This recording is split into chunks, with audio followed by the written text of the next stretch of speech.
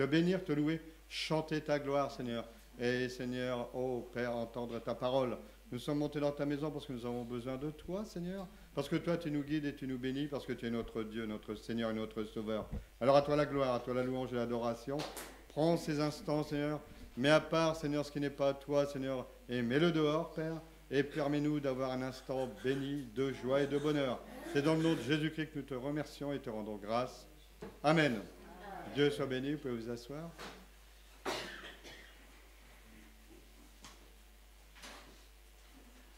Je vous présente mes vœux, on ne s'est pas vu pour certains. Cette année nouvelle soit une bénédiction pour chacun d'entre nous, une prospérité. Je cherchais le mot prospérité, c'est en même temps joyeux. Parce que je regardais tout à l'heure dans la Bible, c'était marqué comme prospère l'état de ton âme. Et la prospérité, l'âme, elle peut pas avoir de l'argent, la finance, donc l'âme, elle doit être joyeuse.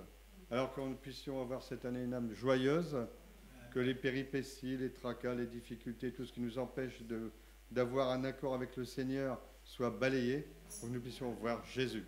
Amen. C'est le plus important, c'est d'être avec notre Seigneur. C'est pour ça qu'on va le chanter.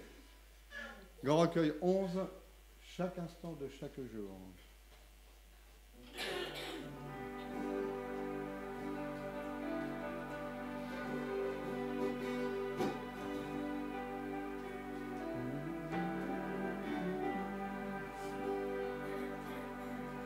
Chaque instant de chaque jour, Jésus prend soin de moi. Amen.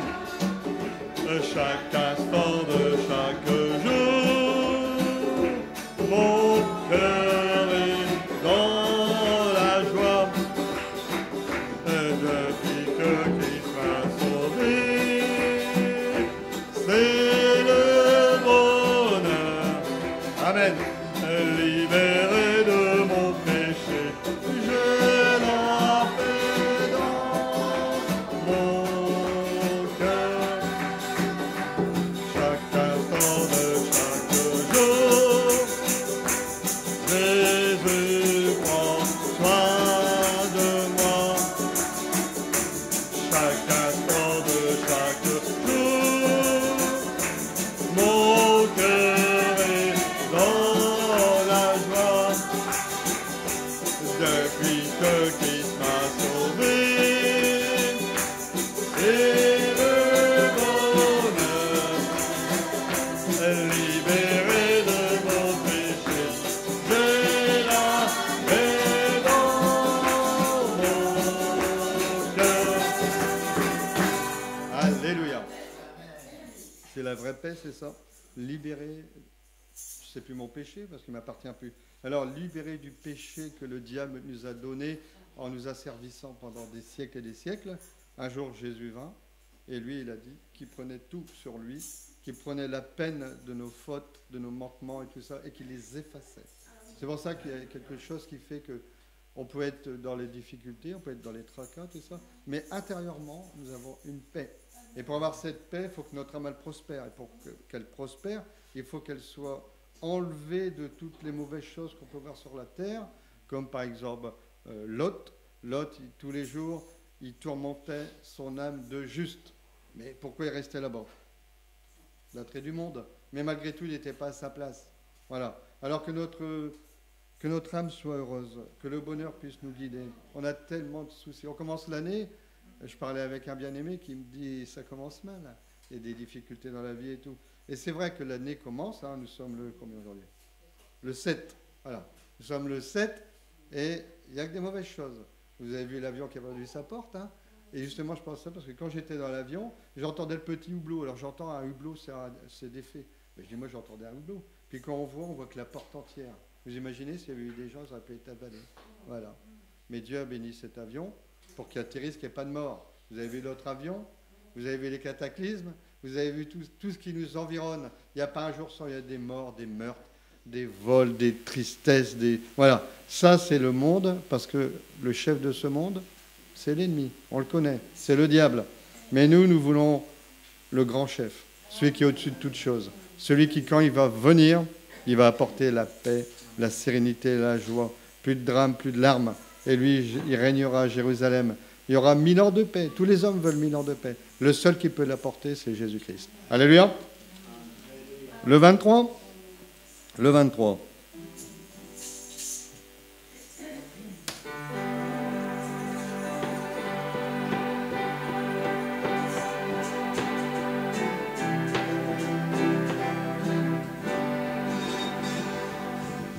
Il vit, Jésus vit aujourd'hui. Amen. Je sais qu'il est tout près de moi, sur le chemin étroit. Il vit, toujours il me conduit. Et je lui dire par la foi, je sais qu'il vit en moi. Il vit, mon Seigneur vit vraiment. Alléluia. Car il me parle et me conduit à travers tous les tourments. Il vit, Jésus est mon sauveur. Vous dire comment je le sais, c'est qu'il vit dans mon cœur. Il vit, alléluia. Jésus vit aujourd'hui. Je sais qu'il est près de moi, sur le chemin étroit. Amen. Il vit, toujours il me conduit. Et je lui dire par la foi, je sais qu'il vit en moi. Il vit, mon Seigneur vit vraiment, car il me parle, me conduit à travers tous les tourments. Il vit, Jésus est mon sauveur. Vous dire comment je le sais, c'est qu'il vit dans mon cœur. Alléluia. En venant ici tout à l'heure, cette année, on va commémorer les 80 ans du débarquement en juin 44. Et donc cette année, ça va faire 79 ans que la guerre est terminée. Et on a cru éradiquer le mal, on a fait l'ONU, et puis la paix. Et puis on s'est, pendant quelques années, je me souviens de mon beau-père, il disait, après la guerre, les gens avaient besoin de Dieu. Mais après, le confort est venu, la satiété, on ne manquait plus de rien, il y avait des logements, etc., etc. Donc il y a un moment, on a fulminé, on a grandi, les années 70. Et puis après, tout doucement, on a glissé. On ne l'a pas vu. Et on arrive, comme il est dit dans la Bible, aujourd'hui on appellera le mal bien et le bien mal. Et quand vous dites quelque chose, par exemple, vous dites, bah ça, c'est pas correct, bah vous pouvez plus le dire parce que vous pouvez être condamné. Mais tout ça, c'est venu tout doucement. Tout doucement. On l'a pas vu. Et il y a un moment où les hommes, à la place de dire, bah moi je continue à suivre Dieu, ils ont un moment oublié Dieu. Voilà. Et ils se sont glissés tout doucement vers le monde. Et aujourd'hui, le monde est là. Et il est visible. Quand je dis le monde, je parle de l'ennemi, du diable, qui a asservi les hommes et qui fait qu'aujourd'hui, on veut toutes des choses. Voilà. Et aujourd'hui, Jésus ne vit plus dans les cœurs. C'est pour ça que malgré les richesses, malgré les joies, vous savez, j'ai été en discothèque pendant des années. Quand je sortais de là, j'avais une tête comme une bouleuse. Et on était heureux de sortir, parce qu'il n'y avait plus de bruit. Et là, on repartait, on était heureux parce qu'on allait dormir. Donc voilà. Et ça, on le faisait, puis chaque samedi, bon, on faisait la même chose. Et chaque samedi, on se... Comment je pourrais dire ça? Eh bien, on se redonnait une piqûre du monde. Et on attendait le soir, enfin la nuit, pour pouvoir reprendre des forces. Et le monde, aujourd'hui, il est arrivé dans la nuit. Voilà. Et le Seigneur a dit, au temps du soir, la lumière paraîtra. Le Seigneur est proche, bien sûr, tout le monde le parle, ça fait 2000 ans. Hein? Mais Jésus, aujourd'hui, il doit vivre. Je lisais tout à l'heure le feuillet, c'est Jean 20, je crois, et à la fin, il parle à Thomas. Thomas, il ne croit pas. Mais le Seigneur, il ne nous demande pas de voir les choses. Si aujourd'hui, ça tarde, pas dans l'accomplissement, parce que l'accomplissement du Seigneur aura lieu. Mais si aujourd'hui, ça tarde, moi, je ne vois pas Dieu, moi, je ne vois pas que Dieu existe, pourquoi il arrive toutes ces choses? Le Seigneur, il a simplement dit de croire. De croire. C'est ça la foi. Certains n'ont rien vu.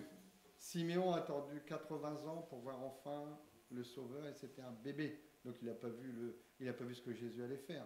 Mais voilà, le Seigneur nous demande aujourd'hui de croire. Croire simplement. Celui qui croira et qui sera baptisé sera sauvé. Ça, c'est le Seigneur qui le dit. Alors croyons aujourd'hui, et il vivra dans nos cœurs, et il nous fera regarder le monde d'une autre manière. Amen.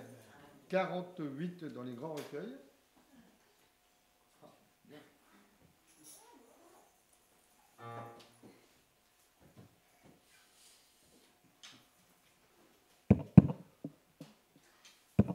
Vas-y, ça fonctionne. La technique.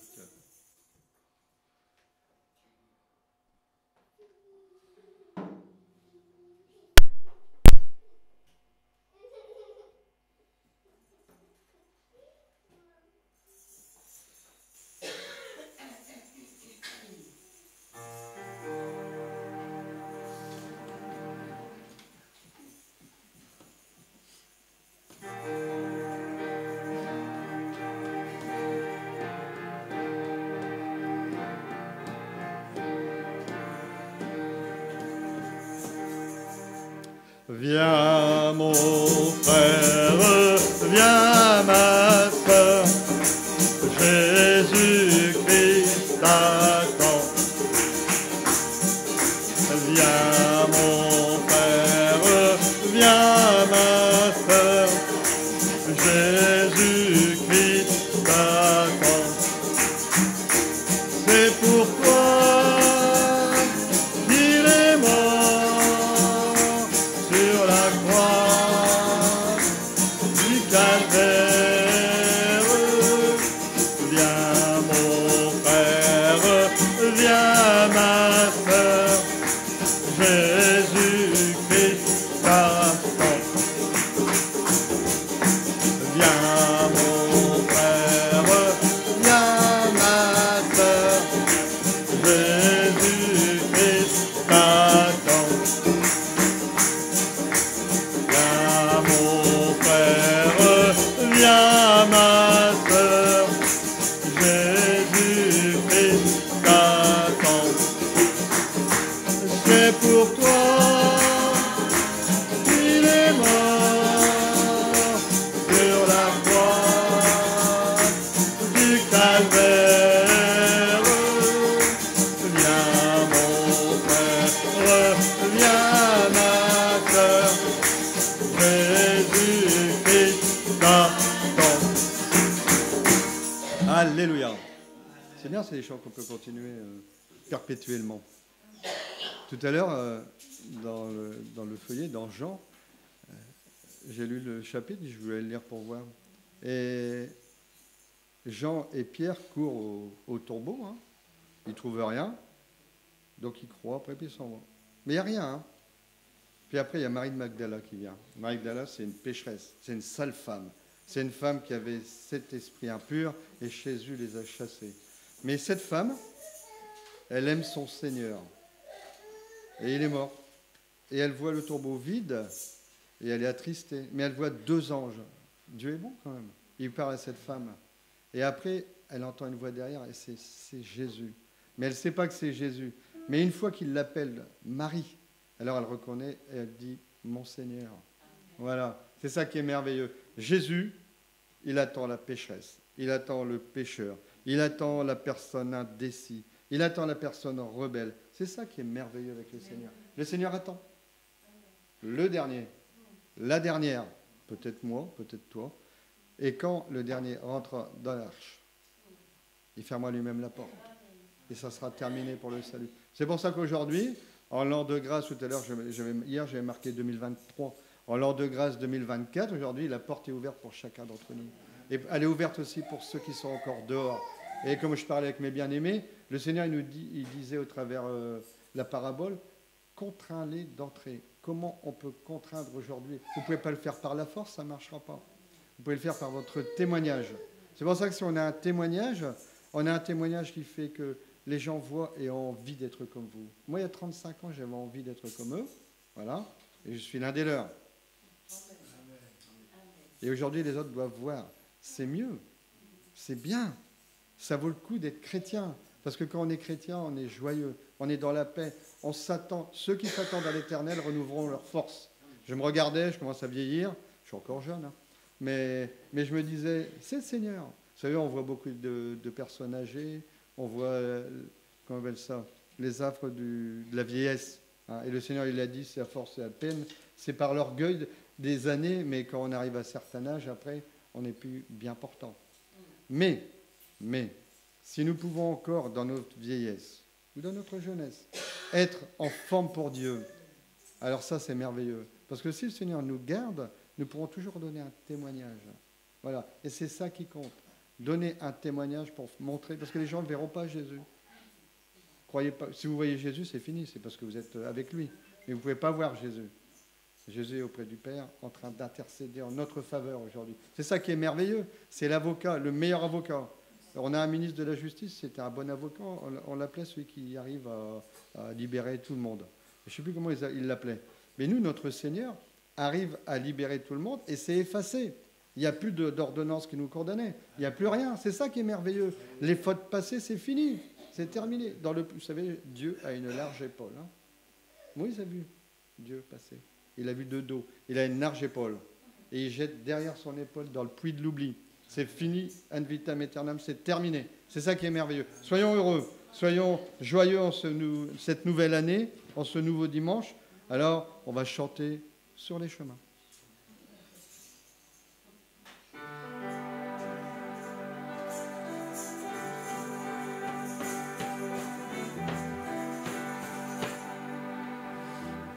Je chante sur les chemins, conduisant les cœurs. Amen. Au calvaire où coule à plat le ruisseau vainqueur. Les chemins blessés, mon Seigneur le sait. Il dirige, il conduit, et moi je le suis. Alléluia.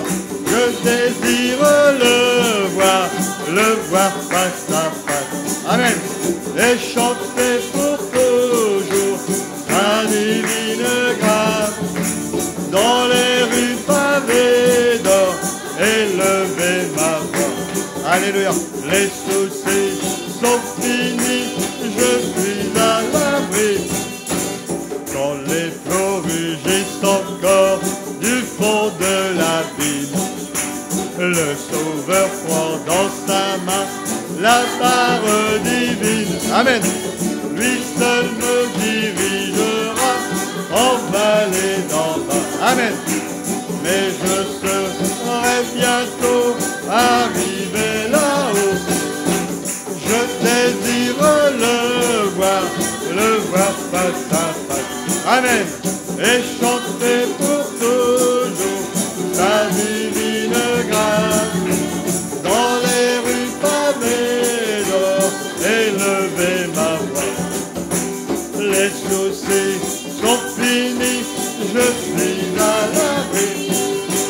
Au service de mon Dieu, la nuit peut sembler si sombre que je ne peux plus voir mon Dieu.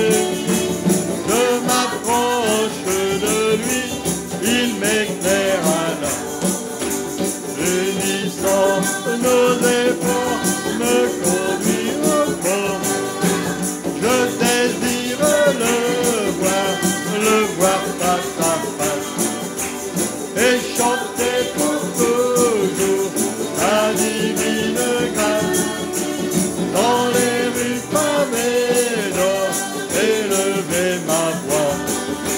Les soucis sont finis, je suis à l'abri. Du fin fond de la vallée, je vois les glaciers. Il m'est donné d'entrevoir le Seigneur de gloire. Il est armé de l'épée, conduit la mêlée. Et je suis protégé, gloire à mon rocher. Je désire le voir face à face. Amen. Et chanter pour toujours sa divine grâce. Dans les rues tombées d'or, élever ma voix. Les soucis sont finis, je suis à l'entrée. Alléluia. Non, il en faut pour après. Amen. C'est entraînant, ma soeur? Voilà, j'ai cherché pour toi. Je désire le voir. Je pense que c'est le désir de tout croyant, de tout chrétien, de voir un jour son père, son papa, lui qui peut nous prendre dans les bras et jamais nous délaisser, lui qui nous protège. En chantant le dernier couplet, du fin fond de la vallée, je vois les glaciers. Il y a quelques années, il m'a été donné le plaisir et la joie d'aller au Mont Blanc. Alors, on était en bas, et on avait un petit chalet avec mon épouse, et à l'époque, on avait 3 chiens. Donc, tous les soirs, je sortais les 3 chiens, et je partais. Et il y avait une prairie, il n'y avait rien qui nous empêchait. Il y avait une prairie, il n'y avait pas de neige. Et ça montait tout doucement, et à un moment, la neige, qui ne fondait pas, elle était là. Et quand je levais ma tête, je voyais le Mont Blanc. Il me paraissait tout petit, pourtant 4807 mètres, ou un peu moins, un peu plus, maintenant il paraît. Voilà. Et le dôme qui est au-dessus, c'est vraiment des centaines de mètres de glace et de neige. Alors, ça ne peut pas tomber. Alors, ça prend peut-être tomber un jour, mais normalement, ça ne peut pas tomber, parce que là, la neige, elle ne tombe pas, parce qu'elle reste toujours, la neige. Là, ça ne fond pas, vous pouvez y aller en été, vous verrez, il y aura de la neige. On a eu le plaisir de monter aussi comment on appelle ça, qu'on monte là? Ouais, le téléphérique, le grand téléphérique, et on monte de 1000 mètres, parce que la ville elle est à 1000 mètres, à 3800 mètres d'un seul coup. Et certains viennent en pantoufles, en sandalettes, en short et tout ça, mais on est à 3000. Alors j'écoutais le monsieur qui disait, bah, c'est une aberration, parce que normalement on doit faire des paliers. Mais on est monté jusqu'au glacier, on a vu le glacier, mais quand j'étais en bas, moi je voyais le Mont Blanc face à moi, comme quelque chose d'énorme. Et ça, c'est Dieu qui l'a fait. C'est merveilleux. La nature elle-même raconte la gloire de Dieu. Et c'est ça, on ne peut pas croire que le hasard ou l'aventure peut faire que, par exemple, un animal peut changer de sexe parce qu'il n'y a pas de partenaire pour faire des œufs, pour pouvoir perpétuer l'espèce, ou que certains se confondent, que vous ne les voyez pas, ou certains se transforment, d'un ver qui est dans la terre va devenir un papillon ou un éphémère, quelque chose de merveilleux. Vous voyez des oiseaux, j'ai vu un oiseau, on n'en voit pas là-bas beaucoup, mais j'ai vu un oiseau qui avait des couleurs merveilleuses. Il n'y a pas de hasard dans la vie. C'est ça. Il ne faut pas dire qu'il y a du hasard. Dieu a conduit toutes choses et a créé toutes choses pour nous, le plaisir de l'homme. Et il l'a mis dans le jardin pour pouvoir le cultiver, l'apprécier et dire à son père à quel point c'était merveilleux. Mais les hommes se sont détournés, donc aujourd'hui on ne voit plus les merveilleux. Je pensais en venant ici, je me dis, en France on se plaint toujours. Et le mari de ma sœur Bernadette me disait que certains pays, eux, ils s'entraident. Voilà. Quand vous êtes étranger, vous vous rassemblez, puis vous pouvez avoir de l'entraide. Nous, aujourd'hui, on est égoïste dans la vie, en général, je parle. Alors, on ne voit pas de plaisir, parce qu'il n'y a pas d'entraide à tendre la main vers son frère ou sa sœur. Et on vit dans un pays égoïste, et on veut toujours plus.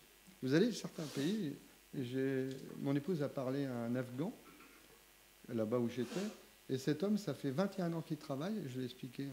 Ça fait 21 ans qu'il travaille à Dubaï, qu'il travaille 7 jours sur 7.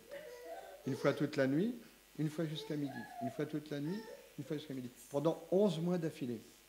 Cet homme, il ne peut pas faire venir ses enfants et sa femme, parce que ça coûte très cher, parce qu'il n'y a pas d'allocation familiale, parce que l'école n'est pas gratuite, parce qu'il n'y a pas de RMI, parce que vous travaillez, vous gagnez de l'argent, vous ne travaillez pas, on vous met dehors.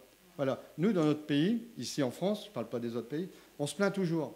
Pourtant, il y a l'allocation familiale, l'allocation rentrée scolaire, vous avez une aide au logement, vous avez un problème, on vous donne un RMI, un revenu, je ne sais pas comment ça s'appelle. Voilà, on n'est pas, vous allez à l'hôpital, on vous soignera gratuitement. Allez aux États-Unis sans assurance. Si vous n'avez pas 20 000 $ pour payer une opération, vous n'irez pas. Tandis que là, vous arrivez, on vous prend en urgence et on vous opère et on vous sauve la vie. Voilà. On ne fait pas attention à quel point Dieu nous a permis d'être dans un beau pays. Mais au-dessus de ça, il y aura un plus beau pays. Ça sera celui où on marchera dans les rues pavées dehors. Ça sera celui où il n'y aura plus de pleurs, il n'y aura plus d'ennemis, il n'y aura plus de maladies, il n'y aura plus de vieillesse. Ça, c'est une réalité pour le croyant. Alors soyons sûrs et certains que cette année qui commence, malgré les mauvaises choses peut-être, ça soit une bonne année pour chacun d'entre nous. Voilà. On peut baisser les bras, on peut mettre un genou à terre, on peut être blessé, on peut se retirer, mais Dieu est toujours là. Amen. Dieu soit béni. Le Dieu puissant, c'est Jésus. 59.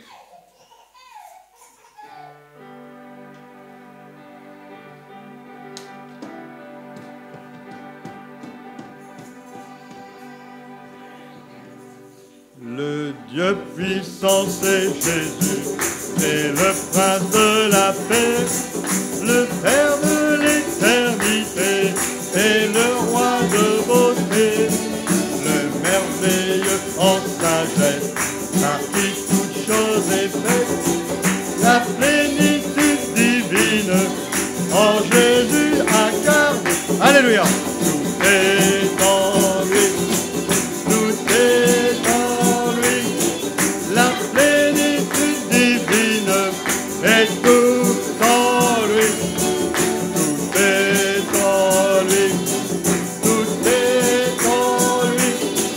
Jésus est Dieu tout-puissant et tout est en lui.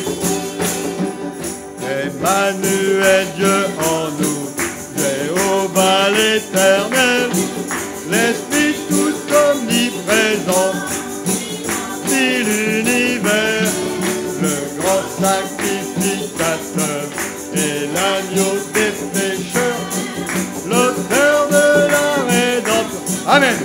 Béni soit son nom. Alléluia. Tout est en lui, tout est en lui, la plénitude divine est tout en lui, tout est en lui, tout est en lui. Jésus est Dieu tout-puissant et tout est en lui. Le commencement et la fin, l'alpha et l'oméga, la vraie parole incarnée, l'ami des rachetés, la sagesse, perfection, justice et puissance, tout ce dont j'ai le besoin, je le trouve en sa main. Tout est en lui, tout est en lui, la plénitude divine est tout en lui, tout est en lui, tout est en lui. Dieu est Dieu et tout est en lui. Le Dieu qui nous attendions sera la gaie chanson de l'Israël revenu quand paraîtra Jésus pour délivrer notre agneau immolé. La plénitude est en lui, le vainqueur de la nuit. Alléluia. Tout est en lui, tout est en lui, divine est tout en lui, tout est en lui, tout est en lui. Jésus est Dieu tout-puissant et tout est en lui, en lui, tout est en lui, la plénitude divine. Alléluia. Gloire au Seigneur. Tout est en lui, tout est en lui. Jésus est Dieu tout-puissant et tout est en lui. Amen. Dieu est la lumière. Mais Jésus-Christ et son flambeau. Si vous voulez voir la lumière de Dieu aujourd'hui, vous ne pouvez la voir qu'en Jésus-Christ. Il éclaire notre chemin. Il est celui, ta parole est une lampe à mes pieds, elle éclaire mon sentier à moi.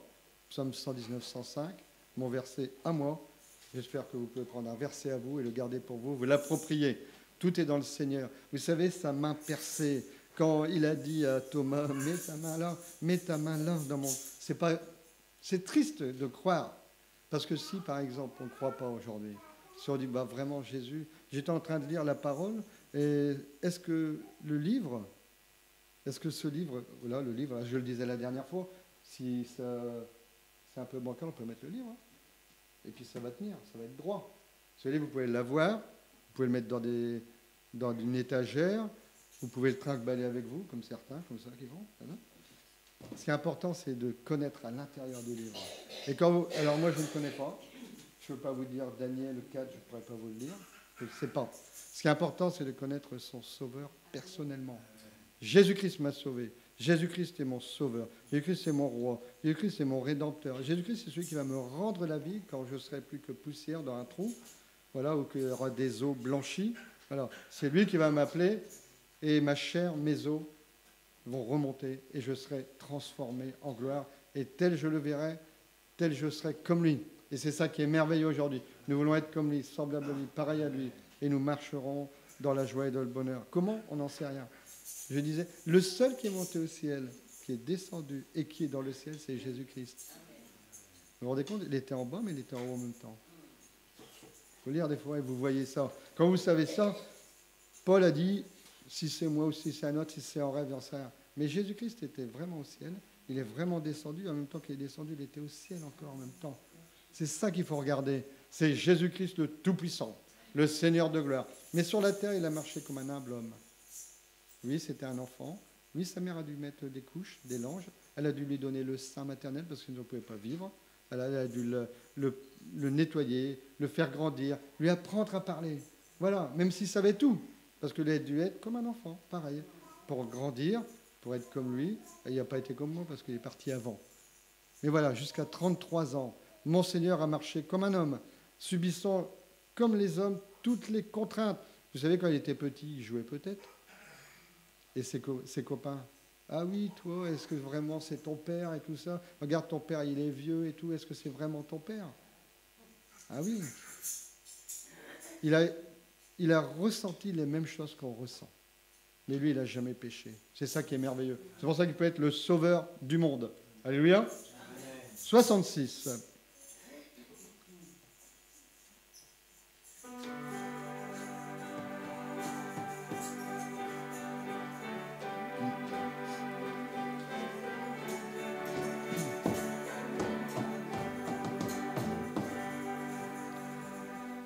Viens éclairer les âmes, lève le flambeau,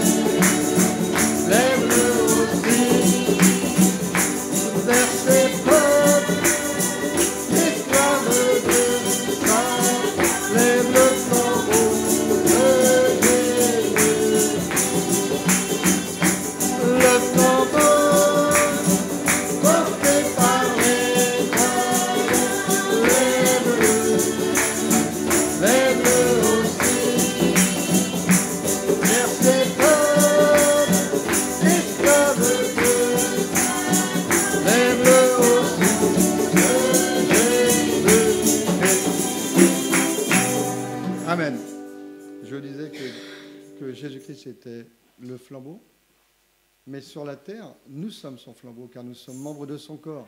Il a dit la domination se reposera sur son épaule, nous sommes le corps de Christ. La domination reposera sur son épaule, le corps de Christ. Le corps de Christ, c'est les croyants. C'est pour ça aujourd'hui, vous n'attendez pas à voir un fantôme, un ange. Il y a eu des anges, il y a eu des fantômes. Voilà, la pauvre, les apôtres, ils ont dit, c'est un fantôme. Donc ils ont cru que Jésus était un fantôme, donc ça existait. Et il a dit, un fantôme, un esprit, n'a pas de corps, n'est pas de chair. Jésus-Christ a un corps.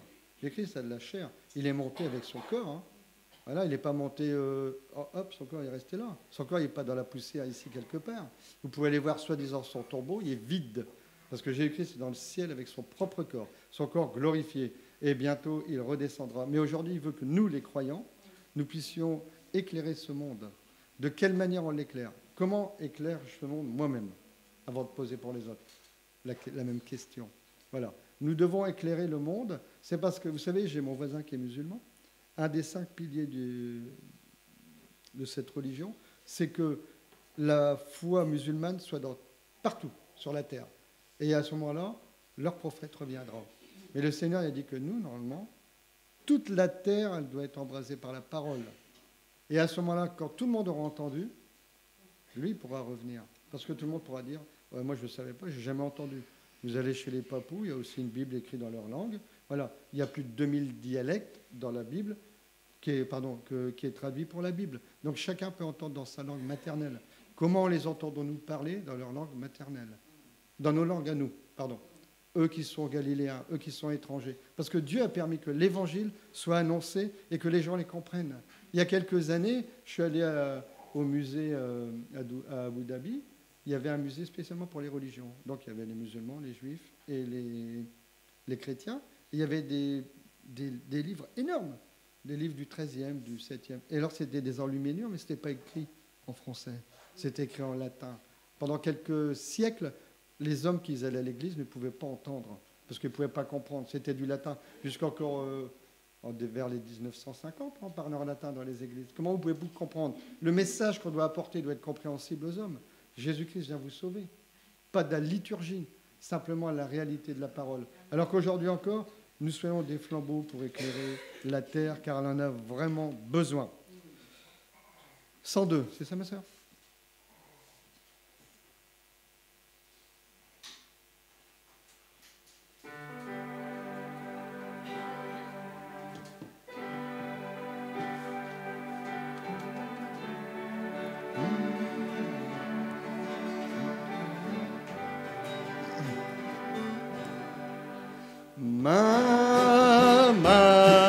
Main dans la main, Jésus nous tient la main. Main dans la main, Jésus nous tend la main. Laissons un instant nos soucis quotidiens pour nous retrouver la main dans la main. Mettons dans nos cœurs la joie pour demain, que nous le donnerons à tous nos copains. Main dans la main, Jésus nous tient la main. Main dans la main, Jésus nous tend la main. Quand nous chanterons ce même refrain, nous nous souviendrons tout le long du chemin, unis avec un cœur, unis avec un lien, quand nous nous tenions la main dans la main. Main dans la main, nous tenons la main. Main dans la main, Jésus nous tend la main. Filles et garçons, vous tenez dans vos mains la joie et l'espoir du monde de demain. Nous comptons sur Dieu pour faire régner la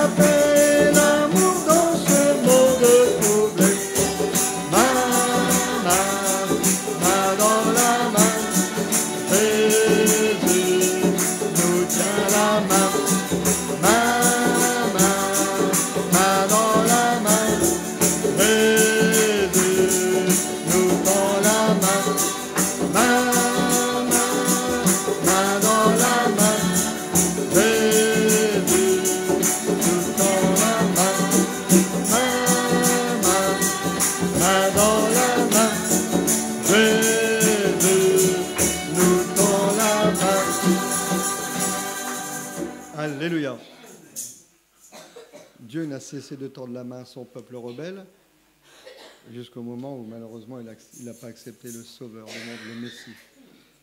Je pensais en chantant en 1945, 46, 47, quand les premiers Juifs sont repartis à la terre promise, la plupart c'était des jeunes et des enfants.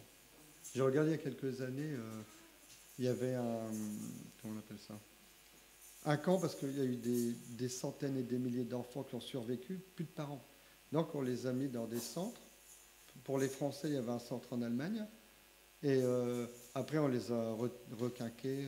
Et à un moment, il a fallu qu'ils partent. Donc ils sont partis. Voilà. Ils sont arrivés en Israël, ils ne savaient pas parler l'hébreu. Ils avaient des langues différentes. Et ils étaient jeunes. Et ils ont dû fonder un État, qui maintenant, bientôt 80 ans, est toujours là, et puissant quand même. Ils sont partis avec un désir ardent dans leur cœur. C'est ce que nous devons nous avoir. Les années ont passé, mais on reste. Quand on chante ça, je pensais à Sylvie ou à Fred quand on était beaucoup plus jeunes, ou à vous aussi. Bien que vous ayez pu ajouter. Et voilà, que cette joie de la jeunesse ne s'enfuit pas. Parce que le Seigneur, il a dit à un moment, même le capre, il ne pourra plus faire d'effet. Et vous aurez plus envie. Vous savez, des fois, je sors de chez moi, je ne sors pas de la journée.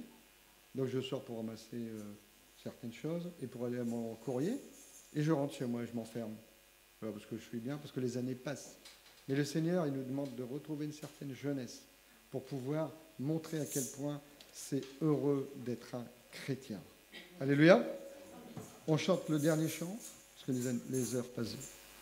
Les minutes passent vite, ouais. Ça fait un drôle d'écho, frère.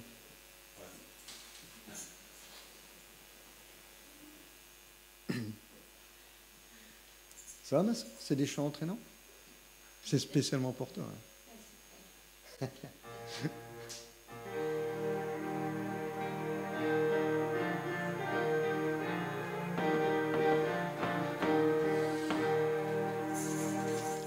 Chantez un hymne pour Jésus, il n'est plus grand que lui. Ainsi redisent les élus, nul n'est plus grand que lui. Christ, Jésus-Christ, roi de victoire à Jésus. Notre seul appui, nul n'est plus grand que lui. Notre n'a suffit, nul n'est plus grand que lui. Dieu tout-puissant l'a bien choisi, nul n'est plus grand que lui. Christ, Jésus-Christ, roi de vie. Gloire à Jésus, il est notre seul appui, nul n'est plus grand que lui. Vers nous Jésus est descendu, nul n'est plus grand que lui. Et d'un seul mot, Christ a vaincu. Alléluia, nul n'est plus grand que lui. Christ, Jésus-Christ, roi de vie. Gloire à Jésus, il est notre seul appui. Nul n'est plus grand que lui. Lorsque vers nous il reviendra, nul n'est plus grand que lui.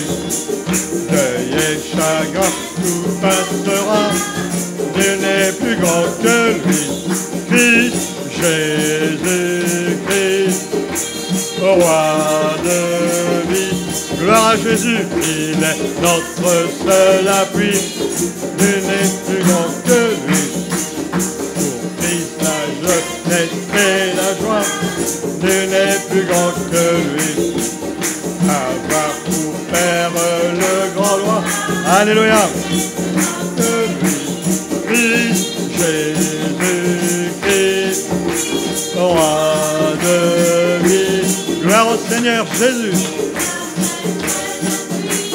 Nul n'est plus grand que lui. Devant Jésus tout flétrira, nul n'est plus grand que lui.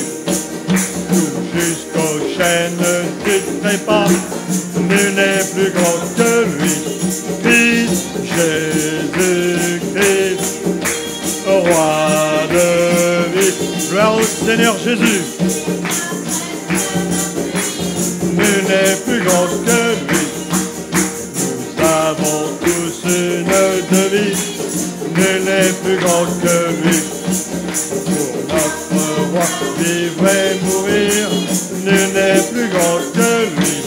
Christ, Jésus-Christ, roi de vie.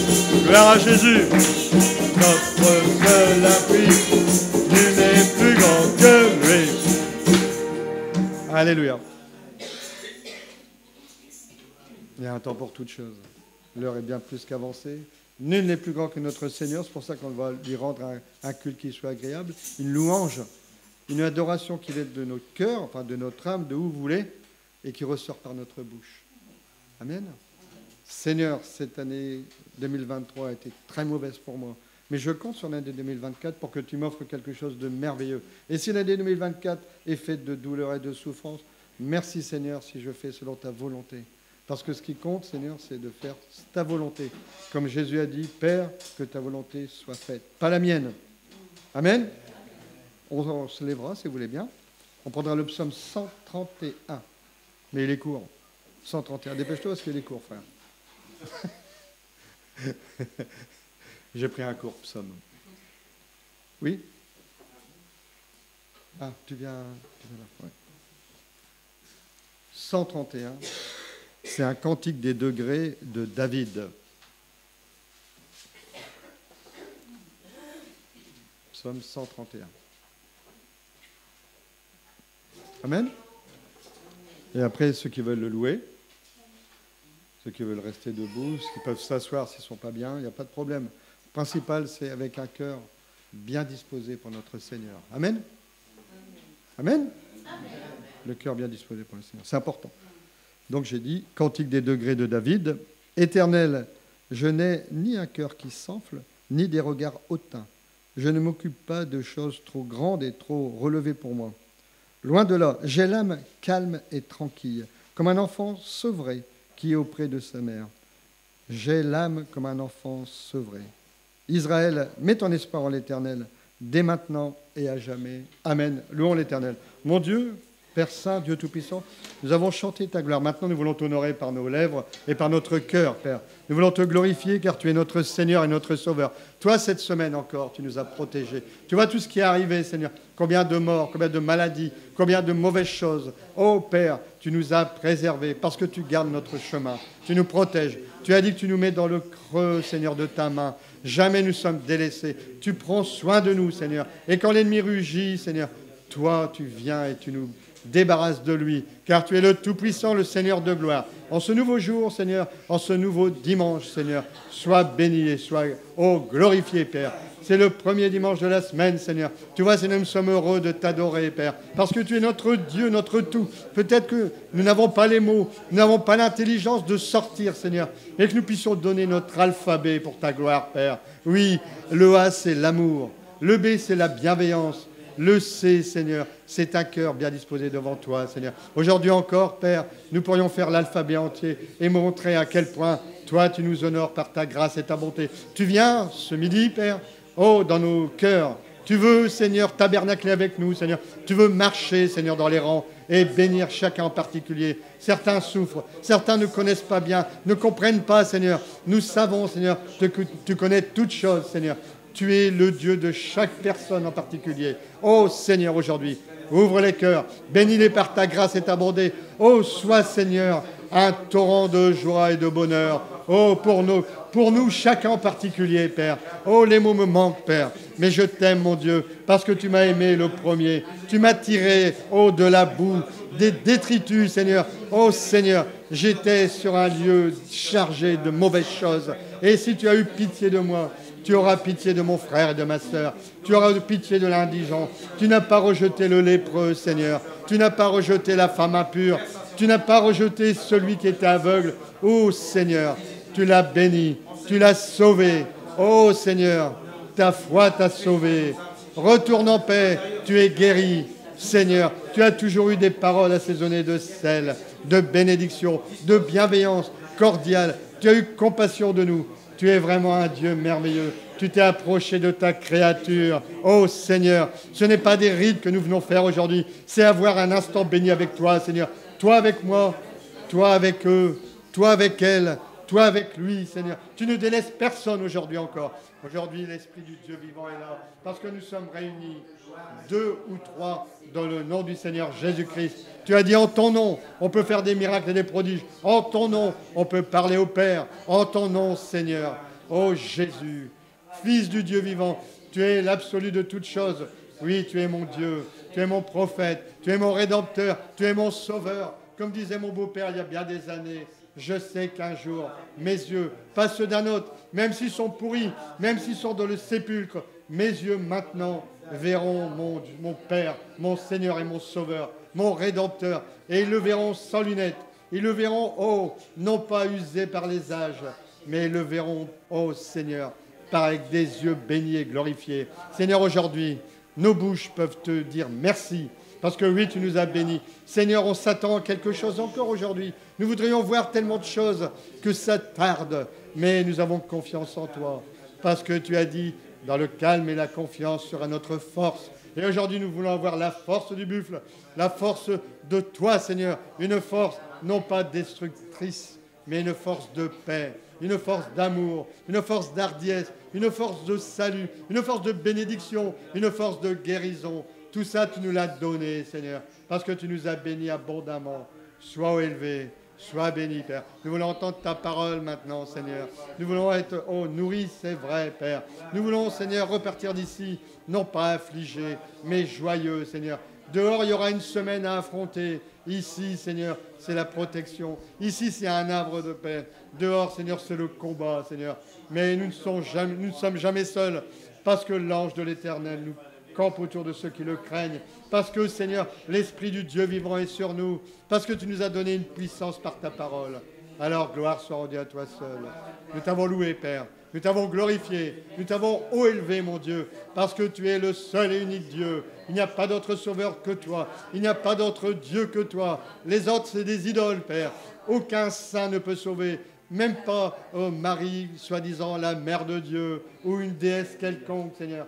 Le seul qui sauve, c'est toi. Tu as dit, hors moi, il n'y a point de Dieu. Oh, merci, mon Père. Tu es merveilleux. C'est pour ça que nous t'avons ainsi acclamé. Gloire à ton nom, Père Saint. Et par le nom de Jésus-Christ, nous te remercions et te glorifions, mon Père. Alléluia. Gloire au Seigneur. Que Dieu vous bénisse. Amen. Loué soit l'Éternel. Merci.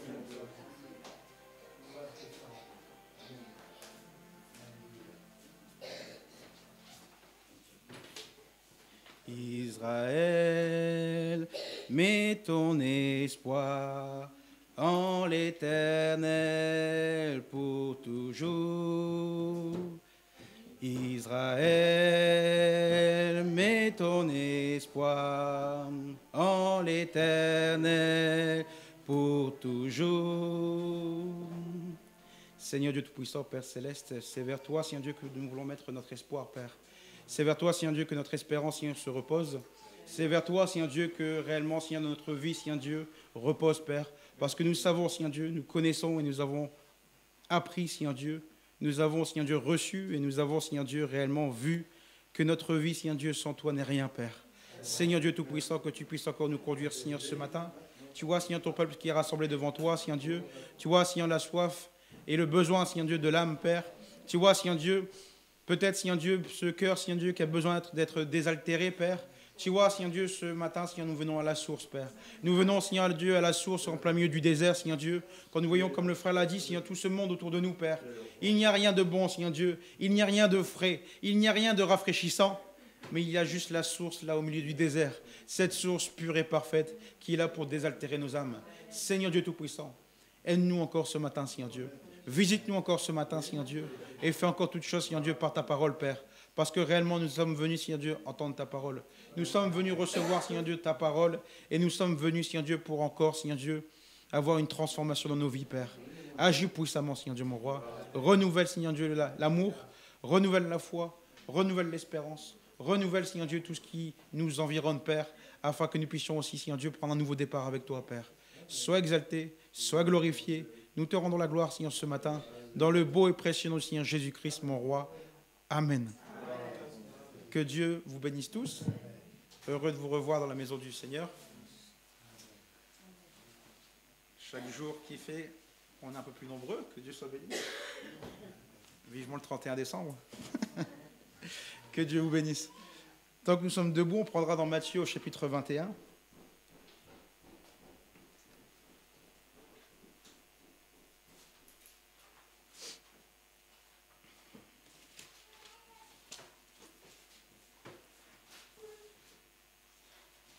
Matthieu chapitre 21, et on prendra à partir du verset 18.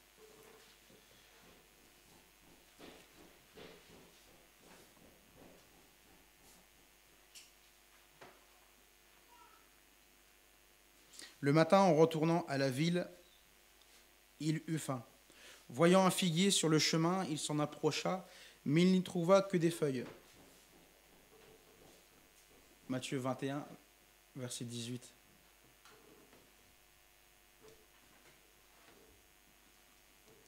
Je reprends. Le matin, en retournant à la ville, il eut faim. Voyant un figuier sur le chemin, il s'en approcha, mais il n'y trouva que des feuilles. Et il lui dit, que jamais fruit ne naisse de toi. Et à l'instant, le figuier sécha. Les disciples qui virent cela furent étonnés et dirent, comment ce figuier est-il devenu sec en un instant?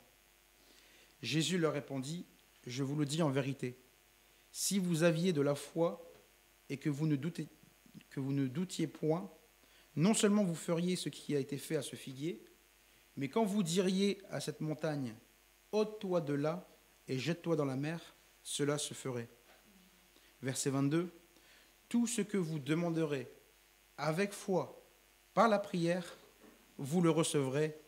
Amen. Seigneur Dieu Tout-Puissant, Père, tu vois, Seigneur Dieu, nous avons ouvert, Seigneur, cette parole, Seigneur Dieu, béni. Tu vois, Seigneur Dieu, tu nous enseignes que la lettre tue, mais c'est bien l'esprit qui vivifie.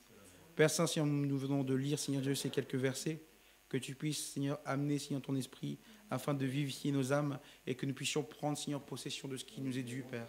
Réellement, Seigneur Dieu, tu nous as donné, que nous puissions recevoir. Sois exalté pour tout ce que tu fais. Conduis ces instants, mon roi. Je te le demande au nom de Seigneur Jésus-Christ. Amen. Amen. Vous pouvez vous asseoir.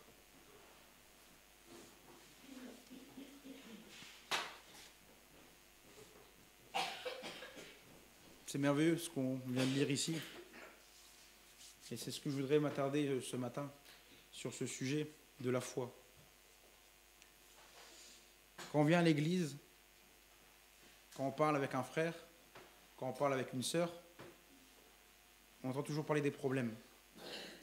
Ça va, mais moi il y a ça qui ne va pas, moi il y a ça qui ne va pas, moi il y a ça qui ne va pas.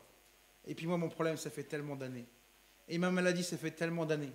Et ma situation ça fait tellement longtemps. Et on en arrive à une situation où on arrive à se dire, mais pourquoi? Pourquoi ça dure? Pourquoi c'est encore là? Pourquoi et pourquoi? Est-ce que réellement ce matin, quand nous sommes venus ici, dans cette maison, est-ce que nous avons réellement à cœur que Dieu fasse quelque chose pour notre vie ce matin? Est-ce que réellement on avait le désir ardent que Dieu puisse réellement nous visiter, puisse réellement toucher notre cœur, puisse réellement toucher notre âme, pour qu'il y ait un changement radical dans notre vie? J'aime l'exemple, j'aime le témoignage de cette femme à la perte de sang. Elle avait tout essayé. Elle avait tout fait. Et elle s'était arrivée à un constat où aucun médecin ne pouvait faire quelque chose pour elle. Aucune solution n'était assez bonne pour elle, puisqu'elle était toujours dans le même état. Toujours avec cette perte de sang, toujours avec la même situation. Mais dans son cœur, il s'est passé quelque chose. Dans son âme, il s'est passé quelque chose. C'est qu'elle a eu une conviction. Elle a eu une conviction que, en voyant passer cet homme, si seulement elle touchait, parce que nous, souvent, on demande beaucoup. Le frère parlait tout à l'heure de Thomas. Thomas voulait voir pour pouvoir croire. Il voulait toucher les trous, il voulait voir exactement, parce que sinon, il ne pouvait pas croire. Mais imaginez-vous cette femme, dans sa situation-là, aucun espoir, aucun médecin ne pouvait faire quelque chose, personne ne pouvait faire quelque chose. Mais elle, la conviction qu'elle avait au plus profond de son âme, c'est que pas si elle parle à ce Jésus, pas si ce Jésus se tourne vers elle, pas si ce Jésus vient vers elle, mais simplement dans son cœur, c'est si moi seulement, je puis toucher le bord de sa robe, ça sera fini pour moi. Ma situation sera réglée. Quand vous regardez, ça n'a aucune signification. J'ai jamais été chez les médecins et puis il me dit bah, vous avez la grippe, et ben touchez le bord de votre lit, touchez un drap et puis vous serez guéri. Naturellement, ce n'est pas possible. Naturellement, c'est impossible.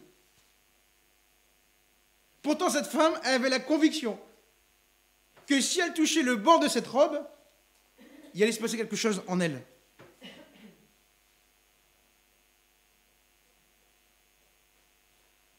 Et cette conviction, ce n'est pas elle qui l'a inventée. Cette conviction ne peut pas être donnée à un homme. Il n'y a que Dieu lui-même qui peut mettre ça dans le cœur d'un fils et d'une fille. Il n'y a que Dieu lui-même qui peut faire ça dans le cœur d'un homme. Parce que l'homme, comme vous et moi, nous sommes charnels. J'ai besoin de manger, j'ai besoin de boire, j'ai besoin de dormir, j'ai besoin d'un vêtement, j'ai besoin. J'ai besoin de concret, j'ai besoin de toucher.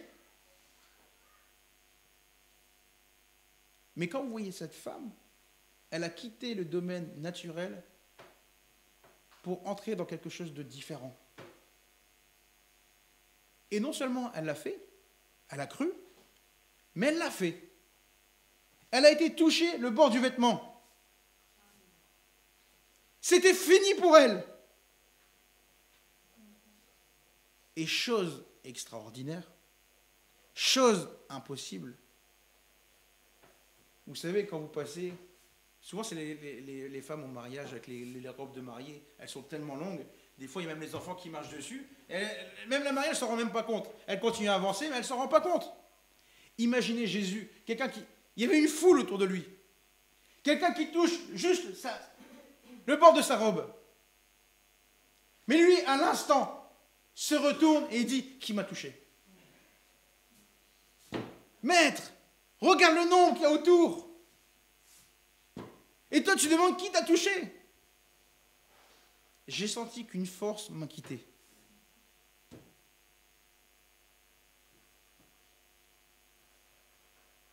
Revenons dans le naturel. Est-ce qu'un vêtement peut apporter une force? Est-ce qu'un vêtement peut apporter quelque chose?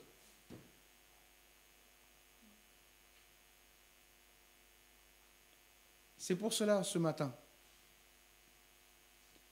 Dieu nous invite à une chose, à pouvoir quitter ce domaine naturel pour entrer dans un domaine qui lui est propre, un domaine qui lui est spécifique, un domaine où il a déjà remporté la victoire, un domaine où il règne en maître. C'est dans le spirituel.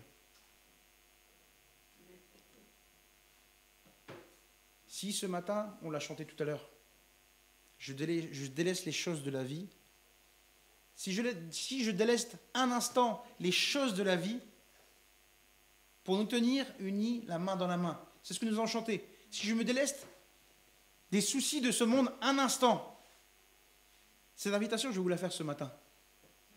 Que nous puissions pendant quelques instants, le temps que nous sommes ici, de pouvoir nous délester des soucis de la vie, de nous délester de ce qui nous préoccupe, de nous délester de toutes ces choses et restons unis à Jésus-Christ.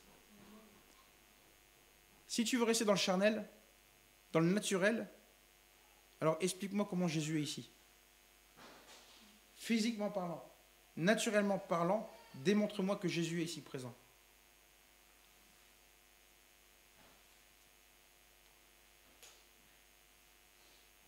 C'est pour cela que si nous venons avec notre intelligence, si nous venons avec notre vision charnelle, si nous venons avec notre vision naturelle, on ne pourra jamais saisir. Comme la femme au puits, Jésus lui dit « Donne-moi à boire ». Là, il parle du naturel. Ils étaient au puits, ils voulaient à boire. Et il dit, si tu savais qui était devant toi, tu lui demanderais à lui-même de te donner à boire.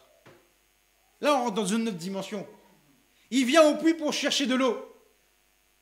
Mais maintenant, il dit, c'est moi qui peux te donner l'eau. Et cette femme a quitté juste un instant le côté naturel des choses pour entrer dans le spirituel. Elle a accepté.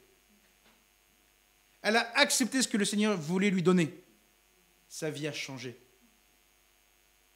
Cette femme à la perte de sang, sa vie a changé. Quand vous voyez l'impotent qui était allongé par terre, il ne savait même pas se lever. Mais Jésus lui dit, lève-toi et marche. Mais il aurait pu rester allongé. Je ne peux pas le faire. Il aurait pu rester allongé.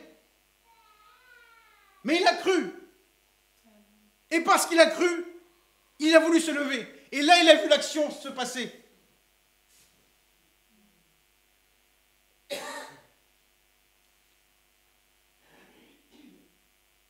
Prenons dans Jacques au chapitre 2.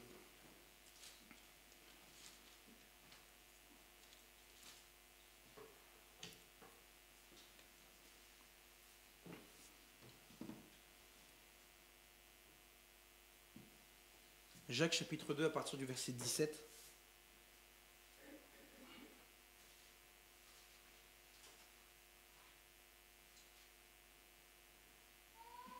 Il dit une chose. Jacques chapitre 2 verset 17. Il en est ainsi de la foi. Si elle n'a pas les œuvres, elle est morte en elle-même. Mais quelqu'un dira, toi tu as la foi et moi j'ai les œuvres. Montre-moi ta foi sans les œuvres, et moi je te montrerai la foi par mes œuvres. Tu crois qu'il y a un seul Dieu, tu fais bien. Les démons le croient aussi et ils tremblent. Veux-tu savoir, ô homme vain, que la foi sans les œuvres est inutile? Abraham, notre père, ne fut-il pas justifié par les œuvres lorsqu'il offrit son fils Isaac sur l'autel? Tu vois que la foi agissait avec ses œuvres, et que par les œuvres, la foi fut rendue parfaite. Ainsi s'accomplit ce que dit l'Écriture. Abraham crut à Dieu, et cela lui fut imputé à justice, et il fut appelé ami de Dieu. Vous voyez que l'homme est justifié par les œuvres, et non par la foi seulement. Rahab, la prostituée, ne fut-elle pas également justifiée par les œuvres lorsqu'elle reçut les messagers et qu'elle les fit partir par un autre chemin? Comme le corps sans âme est mort, de même la foi sans les œuvres est morte. Comme le corps sans âme est mort, de même la foi sans les œuvres est morte. Ça veut dire quoi? Tout le monde a la foi. Quand on parle avec tout le monde a la foi. Moi, je suis malade, mais je crois que Dieu va me guérir. Moi, je crois que... Mais tous les jours, on a rendez-vous chez le médecin pour voir comment ça évolue. Oui, mais moi, je crois que le Seigneur a changé ma vie. Je pense que le Seigneur a fait quelque chose. Pourtant, tous les jours, on va à l'avocat pour savoir si la situation a changé, comment on peut faire. Pourtant, on va au commissariat pour faire que. Pourtant, on va attaquer son frère pour dire que. Mais tout le monde a la foi. Mais on nous dit ici, la foi sans rien. Elle est morte. Elle est morte en elle-même. Donc, c'est-à-dire que la foi que je peux avoir, si je ne fais rien, elle est morte.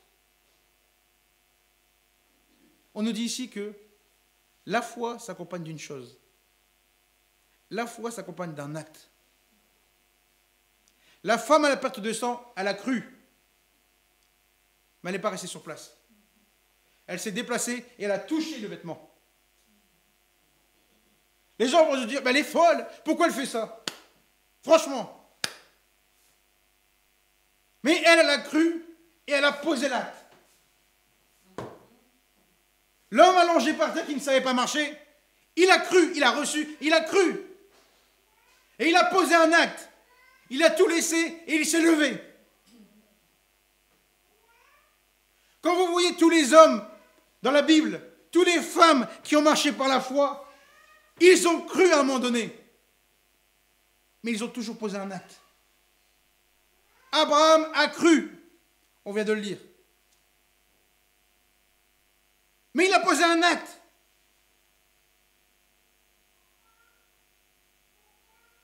Qui d'entre nous serait capable d'aller donner son propre fils? Le seul et l'unique. Qui serait capable d'aller pouvoir le sacrifier? Moi, je ne serais pas capable. Mais Abraham, il a cru. Et il a posé un acte.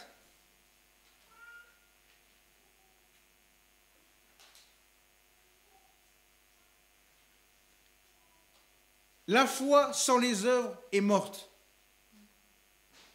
Montre-moi ta foi avec les œuvres. Montre-moi la foi par tes œuvres. La foi, elle ne se dit pas. La foi, elle se montre. Jésus n'est pas venu dire « Moi, j'ai la foi, hein !» Non. Il a juste dit « Figuier, que jamais personne ne mange de ton fruit. » C'était fini. C'était fini. La chose était clôturée. Il n'est pas revenu dessus. Parce que pour lui, c'était réglé. Fini.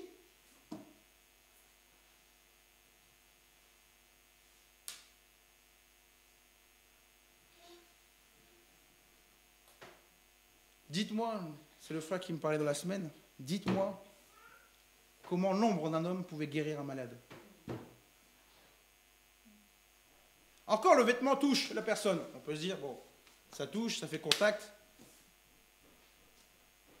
Mais dites-moi, comment l'ombre d'une personne peut guérir quelqu'un? Souvent, quand j'étais petit, j'essayais de me mettre derrière l'ombre de mon père. Mais il ne s'est jamais rien passé. Comment, naturellement, quelqu'un qui se touche une ombre, dont l'ombre revêt la personne, elle est guérie. Comment cela est-ce possible? Physiquement parlant, comment est-ce possible? Pourtant, c'est écrit. Quand Pierre est passé, son ombre guérissait. Est-ce que c'est Pierre qui faisait? Pierre était dans sa position. Il servait son Dieu. Mais on nous dit que c'est la foi du malade. C'est la foi du malade qui permet la guérison. Ce matin, c'est ta foi qui permet ta guérison. C'est ta foi qui permet ta délivrance. C'est ta foi qui permet de changer les circonstances. Dans ta situation, je ne peux pas avoir la foi pour toi. Dans ma situation, dans l'épreuve par laquelle je passe, vous ne pouvez pas avoir la foi pour moi.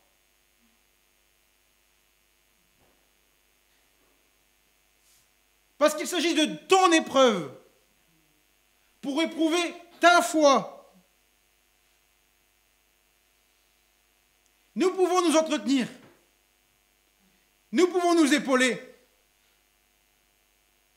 Mais chacun doit prendre position. Quand vous voyez à la piscine de Bethesda, beaucoup de monde était autour. Dès que l'ange descendait, qui faisait bouger l'eau, le premier qui descendait, il était guéri.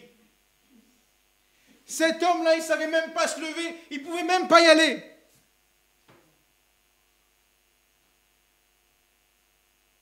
Mais il avait foi que... Pourquoi il restait là? Pourquoi il restait là? Il savait qu'il ne pouvait pas y arriver. Il voyait tout le monde arriver avant lui. Il ne pouvait pas bouger. Il savait qu'il ne pourrait pas même se jeter. Mais qu'est-ce qu'il faisait tenir?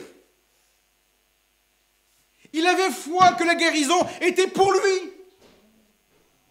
Il avait foi que le Dieu en qui il croyait, il pouvait faire quelque chose pour lui. Je ne sais plus combien d'années il était resté là. Mais un jour, son Dieu s'est souvenu de lui. Il n'a pas eu besoin de se plonger dans l'eau. Son Dieu est venu directement pour lui pour le guérir. La foi du juste est d'une grande efficacité. La foi du juste est d'une grande efficacité. C'est-à-dire que quand je prie avec foi, c'est efficace. Est-ce qu'aujourd'hui, quand je prie, c'est efficace? Est-ce qu'aujourd'hui, quand je viens à l'église, qu'on prie pour moi, est-ce que c'est efficace dans ma vie? Parce qu'on a oublié une chose. Ce n'est pas la prière qui est efficace. C'est la prière du juste. Pas une prière faite n'importe comment. Mais avec foi. On l'a lu, hein, Matthieu 21, on nous dit quoi exactement?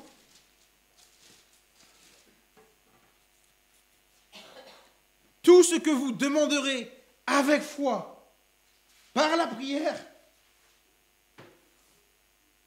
c'est clair. Vous le recevrez. Est-ce que ce matin, Dieu peut te refuser? Tout ce que vous demanderez avec foi, par la prière, vous le recevrez.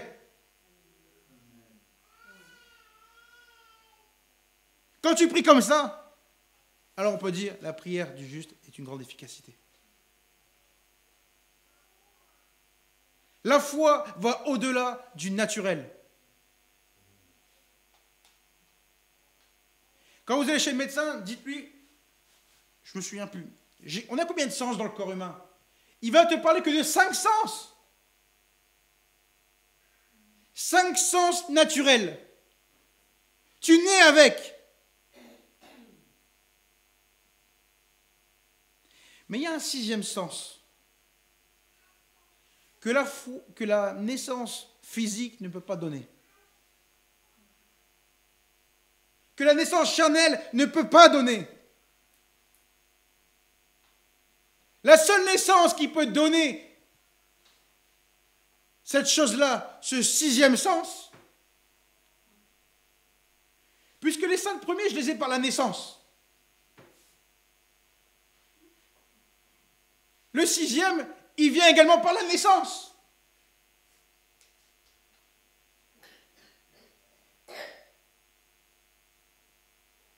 Il est nécessaire que vous naissiez de nouveau.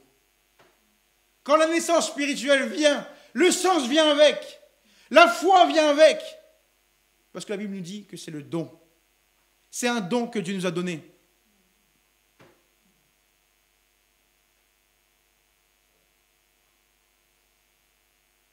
C'est le don que Dieu nous a donné. Tout est basé sur la foi. Tous nos jours ici-bas sont basés sur la foi. Notre avenir est basé sur la foi. Le nouveau ciel et la nouvelle terre sont basés par la foi. Parce que je ne l'ai jamais vu.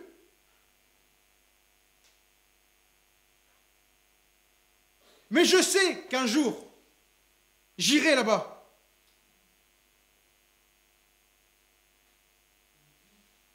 Si tout s'obtient par la foi, ta délivrance s'obtient par la foi. Ta guérison s'obtient par la foi. Ton problème se règle par la foi. Mais comment? Laisse ton Dieu faire. Il a toujours la solution pour toi. Dans ta situation, il peut toucher le cœur d'un homme ou d'une femme pour qu'il puisse prendre position pour toi. Ton dossier qui a toujours été refusé, tu ne sais pas pourquoi. mais simplement parce que tu as cru que Dieu allait faire et que Dieu avait déjà fait dans ta vie, le cœur de cette dame ou de cet homme change en un instant. Là où il mettait refus, il met accordé. Pourquoi? Parce que c'est Dieu qui a mis dans son cœur le désir de mettre accordé. Est-ce qu'il y a un motif? Est-ce qu'il y a une raison? Non! Simplement parce que ton Dieu l'a voulu pour toi. Ne cherchons pas avec Dieu des explicatifs. Ne cherchons pas avec notre Dieu des comment et des pourquoi. Simplement, croyons comme un petit enfant. Quand un enfant veut quelque chose, il va me le demander. Mais il ne va pas me dire comment tu vas faire. Tu vas travailler combien de jours pour l'avoir? Tu vas faire comment? Tu vas faire un deuxième travail? Tu vas faire un troisième travail pour l'avoir? Lui, il ne s'intéresse pas à ça. Il m'a juste demandé la chose. Et il sait qu'il l'aura. Peu importe le moyen. Moi, je dois simplement croire que je l'ai déjà reçu. Parce que j'ai demandé à papa. Et papa, il m'aime. Papa, il veut mon bonheur. Papa, il veut quelque chose de bon pour moi. Si je lui demande quelque chose de juste, il va me le donner. C'est pour ça qu'on parle de la prière du juste. Parce que le Seigneur ne peut pas écouter la prière du méchant. Seigneur, je voudrais que tu me fasses gagner au loto aujourd'hui. Tu vois les numéros, tu vois le montant qui est affiché. Moi, donne-moi les numéros du loto. Est-ce que le Seigneur va te le donner?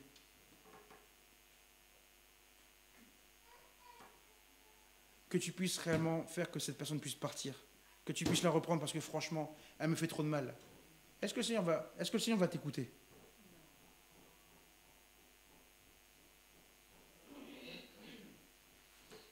C'est pour ça qu'on parle bien de la prière du juste.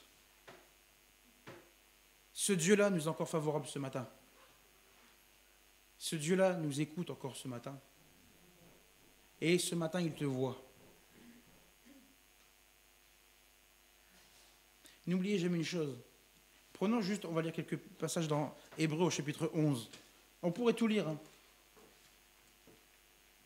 J'ai lu dans la semaine Hébreux au chapitre 11. Si vous voulez, vous pouvez le lire à la maison. Vous sortez de ce chapitre, vous avez une foi qui a pris une dimension supérieure.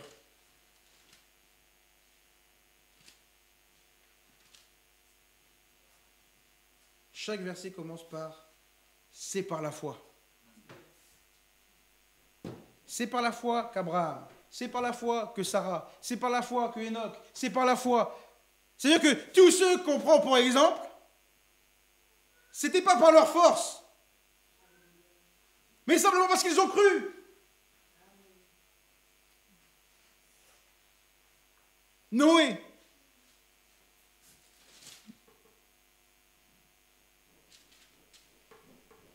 Verset 7. C'est par la foi que Noé, divinement averti des choses qu'on ne voyait pas encore, et saisi d'une crainte respectueuse, construisit une arche pour sauver sa famille. C'est par elle qu'il condamna le monde et devint héritier de la justice, qui s'obtient par la foi. C'est ce qu'on disait tout à l'heure. La foi, sans les œuvres, est morte. Noé aurait pu dire, je crois. Oh Seigneur, je crois que réellement tu vas venir, que les eaux vont tomber. Mais bon, tu vois tout le monde qui me regarde. Je ne vais pas construire l'arche tout de suite. Hein. Est-ce qu'il aurait été sauvé? Mais parce qu'il a cru. Pour lui, la chose était certaine. L'eau allait venir. Pour lui, rien ne prédisait que c'était jamais tombé sur la terre. Jamais une goutte n'était tombée du ciel. Mais pour lui, c'était certain que cette terre allait être réellement inondée des eaux. Submergée par les eaux, l'arche était nécessaire. Et il a commencé dès le premier jour à pouvoir construire son arche.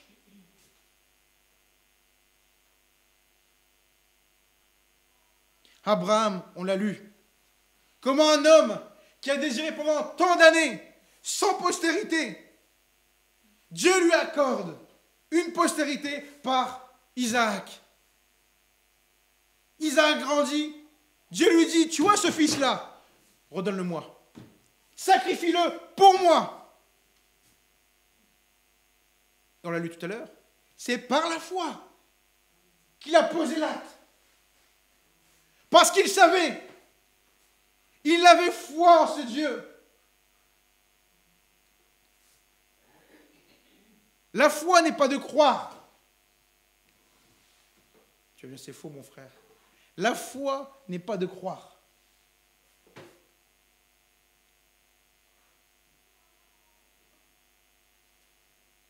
La foi est de croire à l'impossible. Verset 1. La foi est une ferme assurance des choses qu'on espère. Une démonstration de celles qu'on ne voit pas. La foi est de croire à l'impossible. La foi est de croire à l'inexistant.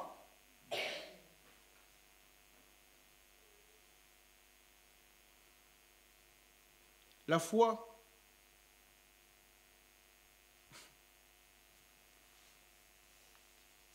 renverse les fondements de ce monde. La foi peut même renverser la physique même de ce monde.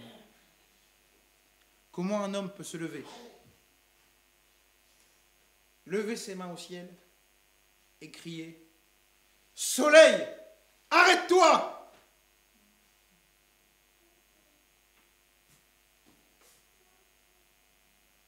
Est-ce que le soleil a des oreilles pour pouvoir entendre?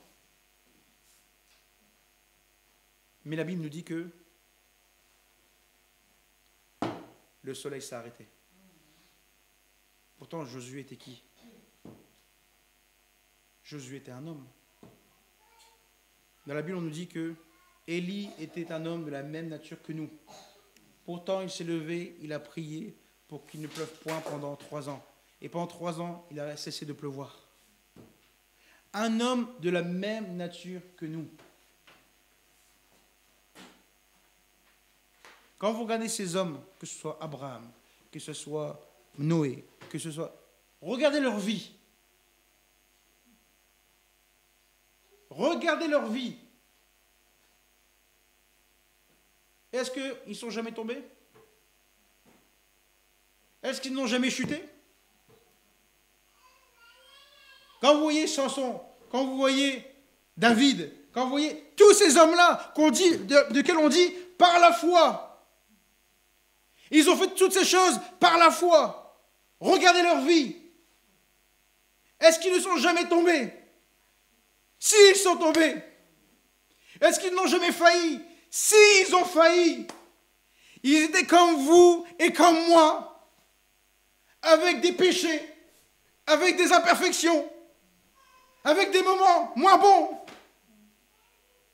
Mais quand ils se sont saisis des choses par la foi, ils ont toujours vu les choses arriver devant eux. Est-ce que Dieu en 2024 a changé? Est-ce que Dieu a changé de façon de faire? Il est le même, hier, aujourd'hui et éternellement. Il agira et il répondra toujours à ta foi. Si tu crois en lui, tu verras dans ta vie. Pas de croire. Je vais dire un mot, mais je ne le dirai pas. Pas de croire sans conviction. Parce qu'il faut croire avec une foi vivante. Pas une foi morte, mais une foi vivante. C'est celle-là qui agit.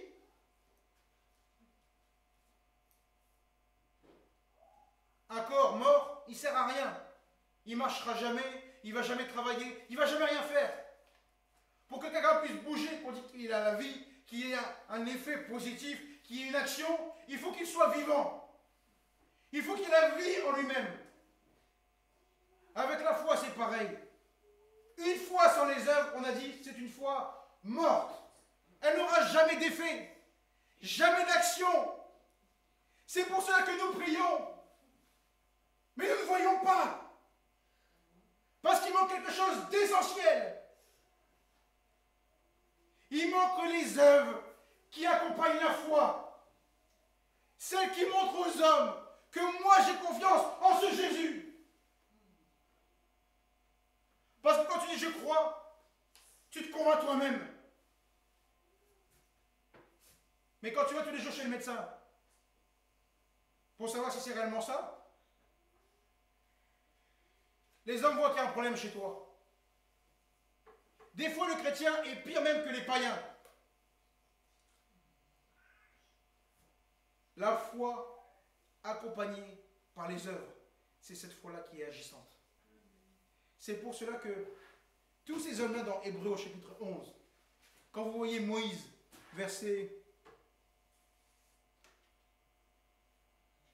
partir du verset 23, c'est par la foi que Moïse, à sa naissance, fut caché pendant 3 mois par ses parents. Dès sa naissance, la foi a déjà été agissante dans sa vie. Pas dans sa foi à lui, mais sa propre mère prend son enfant. C'était pas dans le désespoir qu'elle a pris l'enfant, qu'elle l'a jeté comme ça dans les eaux. Mais on nous dit que c'était avec foi. Elle savait que si elle faisait ça, son enfant aurait la vie. Pourtant, il y avait des crocodiles. Il y avait des choses dans cette eau qui auraient fait que l'enfant ne puisse jamais vivre. Mais saisie par la foi,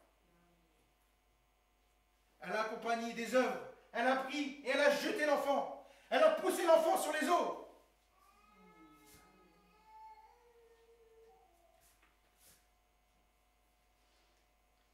Parce qu'ils virent que l'enfant était beau et qu'ils ne craignirent pas l'ordre du roi.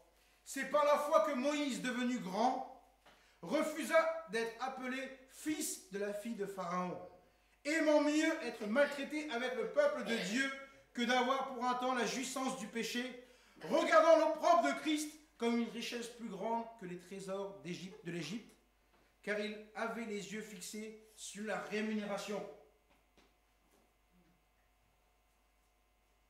C'est par la foi qu'il quitta l'Égypte, sans être effrayé de la colère du roi. Pourtant, avec tout ce qui s'était passé en Égypte, tous les morts qu'il y avait eu, tout ce qui était tombé sur ce pays-là, juste pour ce peuple, on nous dit qu'il est sorti de ce pays sans être effrayé. Pourquoi il n'était pas effrayé? Parce qu'il savait qui le conduisait. Il savait qui l'avait appelé, qui l'avait dit de sortir de ce lieu. Il avait rencontré quelqu'un.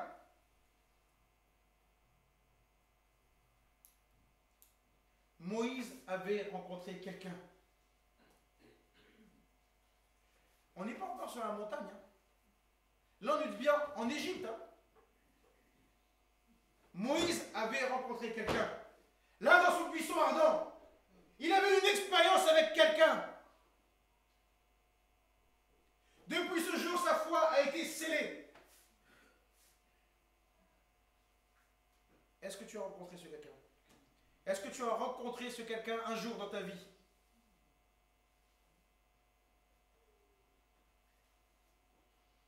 On a entendu il n'y a pas longtemps, tu as oublié ton premier amour. Si tu as oublié ton premier amour, c'est que tu as déjà aimé quelqu'un. Si tu es dans cette situation-là, ça veut dire que tu as déjà rencontré ce quelqu'un. Ce matin, on pourrait continuer. C'est par la foi, c'est par la foi, c'est par la foi, c'est par la foi que tous ont marché. Mais pourquoi ils ont pu tenir? Parce qu'ils avaient tous les yeux fixés sur quelque chose. Sur leur maison, je ne pense pas. Sur leur portefeuille, je ne pense pas. Sur leurs enfants, je ne crois pas. Ils avaient tous les yeux fixés sur la rémunération, sur cette cité qui devait venir. Verset 10, il nous est dit, car ils attendaient la cité qui a de solides fondements, celle dont Dieu est l'architecte et le constructeur. Et je crois qu'il y a un peu plus loin, on nous dit,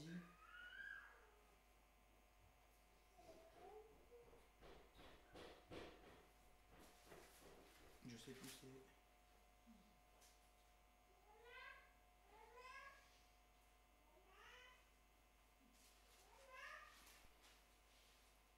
Je sais plus c'est où.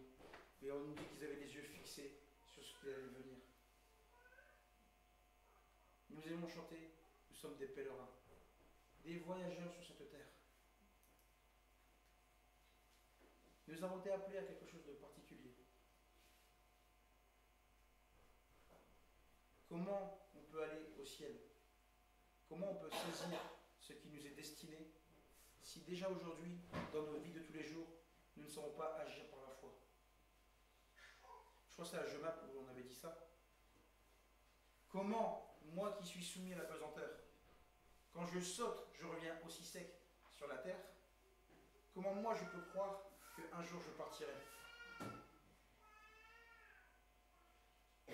Si déjà aujourd'hui je ne crois pas à ma guérison, si aujourd'hui je ne crois pas à ma délivrance, si aujourd'hui je ne crois pas aux choses naturelles, comment je pourrais croire qu'un jour je partirai? On terminera juste avec ce verset. Toujours dans Hébreux au chapitre 11, au verset 6. Il nous est dit une chose. Or, sans la foi, il est impossible de lui être agréable, car il faut que celui qui s'approche de Dieu croit que Dieu existe et qu'il est le rémunérateur de ceux qui le cherchent. Il faut que celui qui s'approche de Dieu croit que Dieu existe. C'est-à-dire que quand je prie et que je ne vois pas,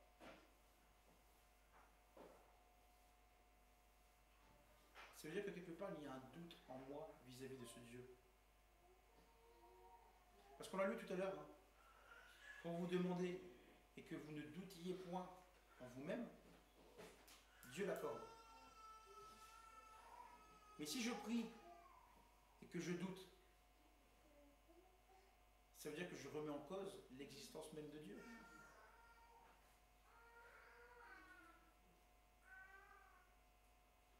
C'est pour cela que celui qui a été né de nouveau, celui-là qui a expérimenté la nouvelle naissance, ne pourra jamais dire que son Père n'existe pas. Naturellement, je suis né. Donc parce que je suis né, je sais que mon Père existe. Je sais que j'ai un papa et qu'il existe. Ou sinon, je ne serais jamais venu.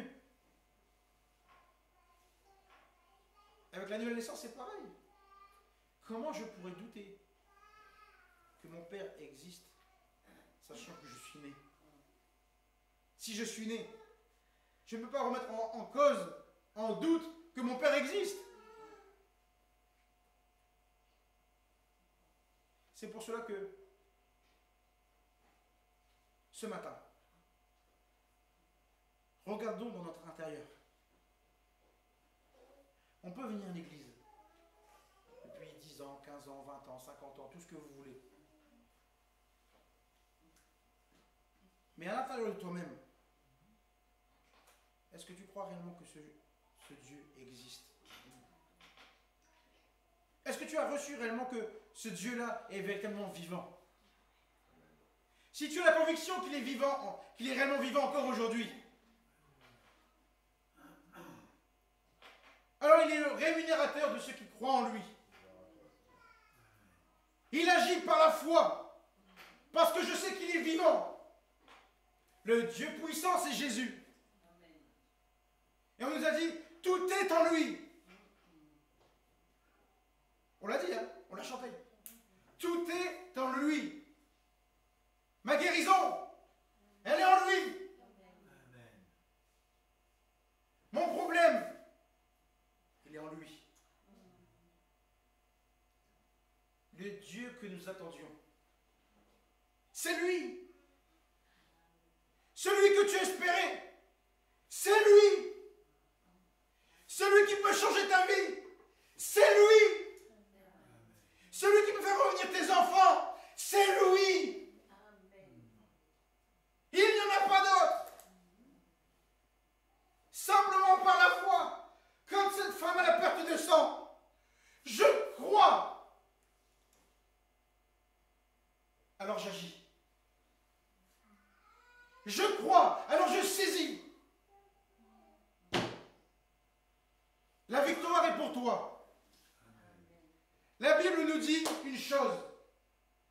Dans l'Apocalypse, à celui qui vaincra. Ça veut dire que dans cet âge-ci dans lequel nous vivons, il y aura toujours un peuple de vainqueurs. Un peuple qui va vaincre. Dieu ne t'a pas appelé pour rien. Si tu t'es éloigné de lui, si tu ne le connaissais pas et qu'il est venu te parler à toi, qu'il est venu se manifester à toi, il a un but avec toi. Il a une œuvre à accomplir avec toi. Il ne te délaissera jamais. Il prendra soin de toi dans tous les domaines. Seulement, donne-lui le volant. Lâche le volant. Laisse la place. Vas-y, maître. Conduis pour moi.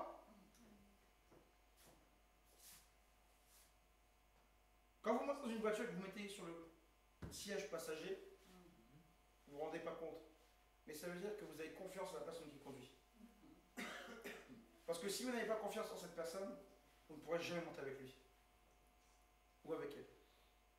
Si vous vous mettez sur le siège passager, si vous acceptez de vous mettre sur le siège passager, c'est que vous lui faites pleinement confiance.